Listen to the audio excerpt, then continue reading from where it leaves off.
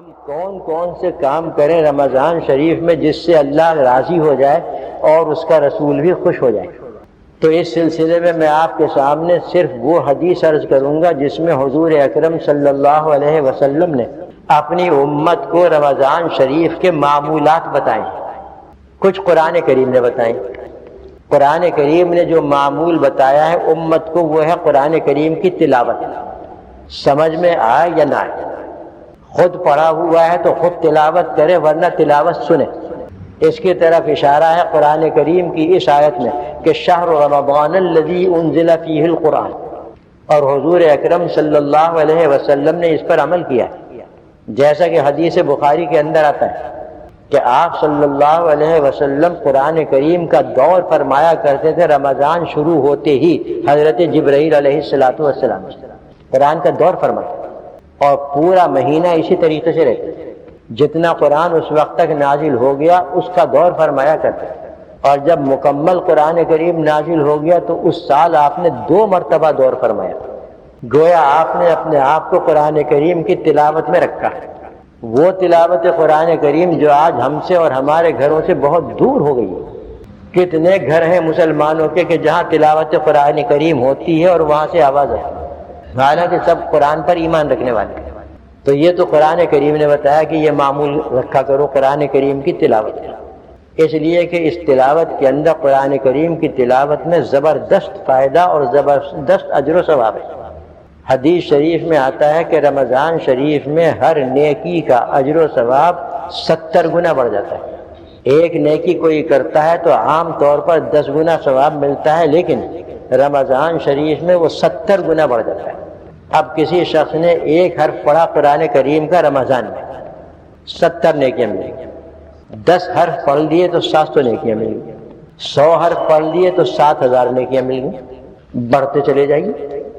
قرآن کریم تو ایسی چیز ہے، یہ خزانہ ہے آخرت کا، یہ سرمایہ ہے آخرت کا، پڑھیے اور خوب سرمایہ جمع کرتے رہیے۔ ایک اور حدیث اس وقت یاد آ گئی، عرض کر دوں، اللہ تعالیٰ مجھے بھی توفیق عطا فرمائے اور آپ حضرات کو اور ہمارے اہل و عیال کو بھی توفیق عطا فرمائے۔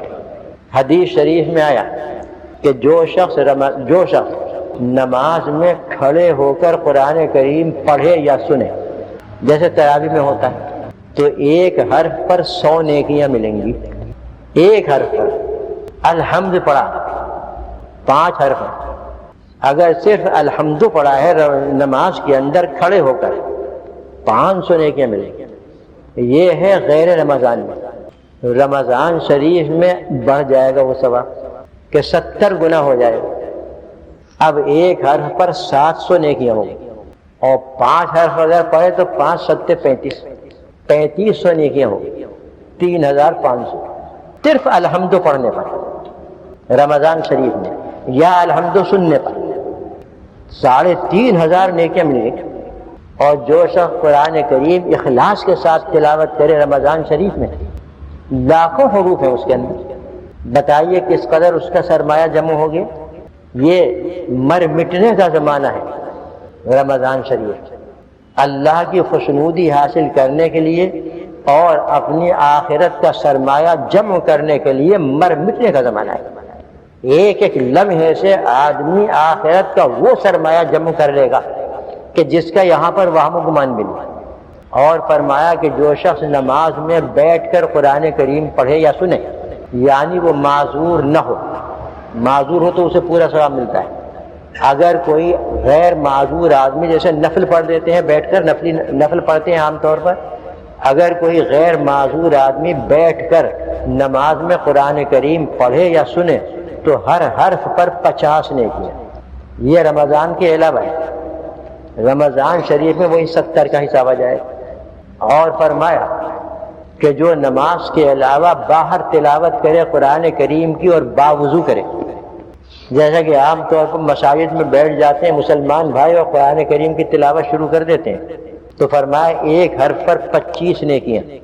رمضان میں اس کو بھی 70 سے وہ کر لیجیے۔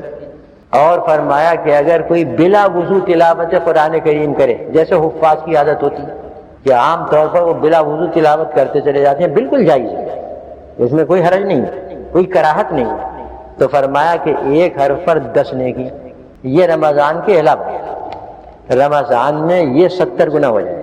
اتنا بڑا سرمایہ آخرت اللہ تعالیٰ نے ہر مومن کو، ہر مومنہ کو عطا فرمایا ہے. رمضان شریف کی قدر کرنے والے خوب جمع کرتے ہیں، خوب اپنے سرمایہ کا ذخیرہ کرتے ہیں جو ان کو وہاں جا کر مل جائے. اس لیے اس طرف توجہ دی جائے. قرآن کریم کے بارے میں نے عرض کیا، یہ تو قرآن کریم کی تلاوت کا معمول تو خود آیت قرآنی سے سمجھ میں آ رہا ہے. دوسرے اور اعمال ہیں جن کے بارے میں حضور اکرم صلی اللہ علیہ وسلم نے امت کو تعلیم دی ہے کہ رمضان شریف کے اندر 4 کام کیا کرو کثرت سے. 4 کام، اور وہ میں عرض کیے کروں گا ابھی. وہ 4 کام نہایت آسان ہے، اس قدر آسان ہے کہ اس میں لکھنے پڑھنے کی بھی ضرورت نہیں، ان پڑھ بھی وہ کام کر سکتا ہے. فرمایا آپ نے کہ کثرت سے لا الہ الا اللہ پڑھتے رہو رمضان میں. بتائیے لا الہ الا اللہ کس کو نہیں آتا؟ یہ تو اسلام کا کلمہ ہے. کثرت سے لا الہ الا اللہ کا ذکر کرتے رہو، یعنی قرآن کریم سے جب فراغت ملے تو اپنے وقت کو ضائع نہ کرو، بلکہ قرآن یہ لا الہ الا اللہ کثرت سے پڑھتے رہو. لا الہ الا اللہ معمولی کلمہ نہیں ہے، یہ بڑا عظیم کلمہ ہے. اس کی عظمت آپ اسی سے سمجھ لیں کہ 80 سالہ کافر اگر ایک مرتبہ دل سے پڑھ لے گا، تمام گناہ اور تمام کفر و شرک اس کے ختم ہو گئے اور وہ پکا مسلمان. ایک مرتبہ. یہ ایسا کلمہ ہے. حدیث شریف میں آتا ہے کہ حضرت موسیٰ علیہ السلام نے اللہ تعالیٰ کی بارگاہ میں عرض کیا کہ اے اللہ مجھے کوئی خاص قسم کا ذکر بتا دیجیے، یعنی جو میں کروں تیرا نام لیتا رہوں اس سے ذریعے. اللہ تعالیٰ نے فرمایا کہ لا الہ الا اللہ پڑھو. انہوں نے 2 بار عرض کیا کہ اللہ یہ تو کلمہ ہر شخص پڑھتا ہے، میں تو کوئی خاص ذکر چاہتا ہوں.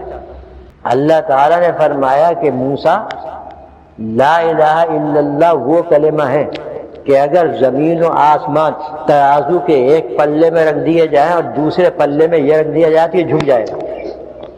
یعنی یہ اتنا عظیم کلمہ ہے اللہ کی بارگاہ میں کہ جو اخلاص سے اسے پڑھ لے گا وہ اتنا وزنی ہو جائے گا کہ زمین و آسمان اس کے مقابلے میں کچھ نہیں.